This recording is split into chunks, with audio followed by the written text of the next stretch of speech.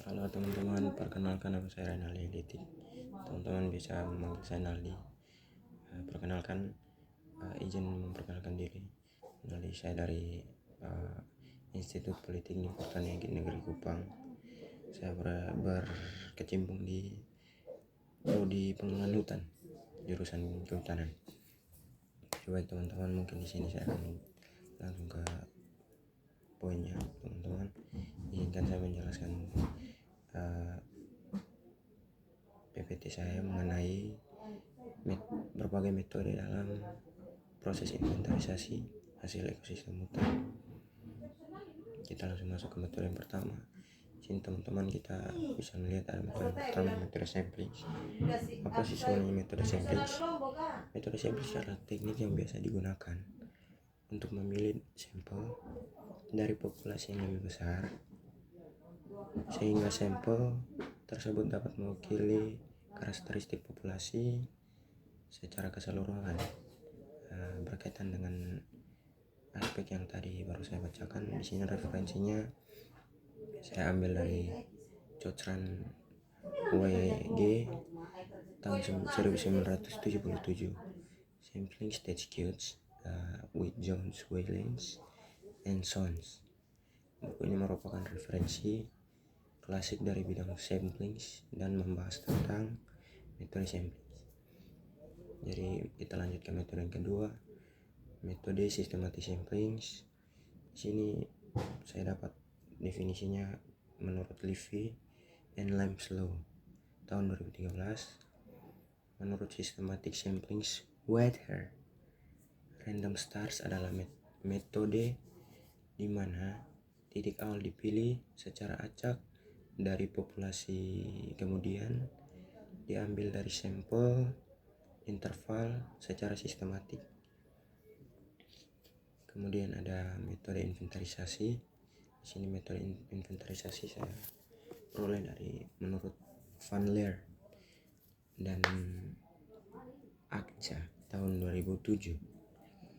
Menurut mereka berdua, di sini inventarisasi hutan berdasarkan objek atau sarana hutan dilakukan dengan menggunakan plot, samplings, strip, samplings atau model lain yang disesuaikan dengan tujuan dan kondisi lapangan yang sedang diambil sampelnya.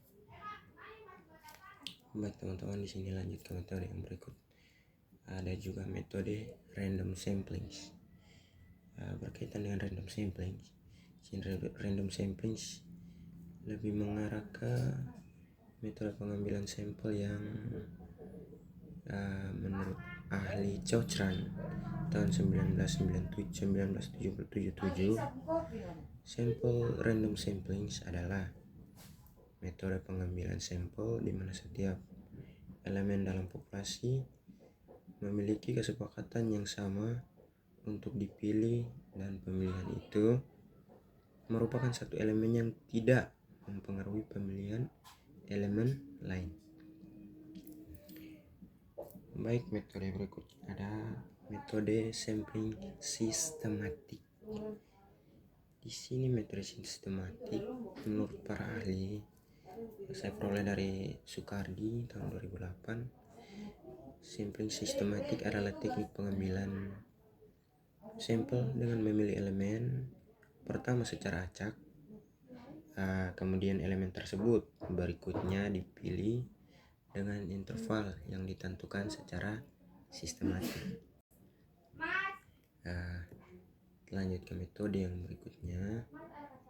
Di sini metode sampling bertingkat atau bertahap. Jadi di sini teman-teman mungkin mengerti sendiri di pengertian bertingkat, artinya di bertahap ya teman-teman. Pengertian sampling bertindak menurut para ahli.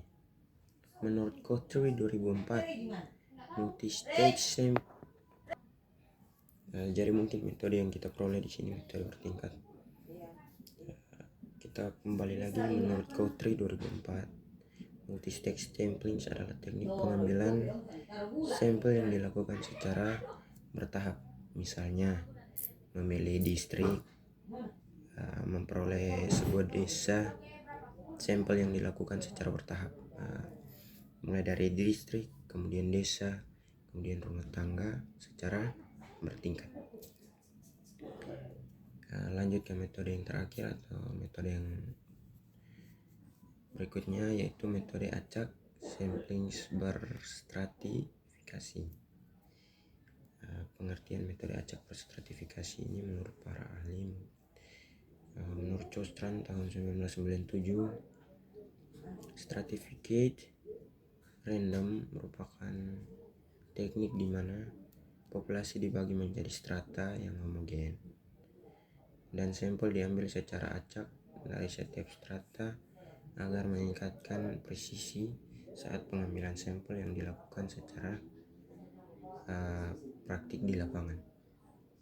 Yang kedua ada menurut Sugiono tahun 2017, sampling berstratifikasi bertujuan untuk memastikan bahwa setiap strata terwakili daripada proses pengambilan sampel berstratifikasi ini secara sesuai dan proporsinya sama. Baik, mungkin terima kasih atas waktu yang telah dipersilakan untuk saya menjelaskan metode yang saya peroleh dari tugas mandiri. Terima kasih teman-teman. Saya Nali pamit undur diri. Terima kasih. Selamat malam.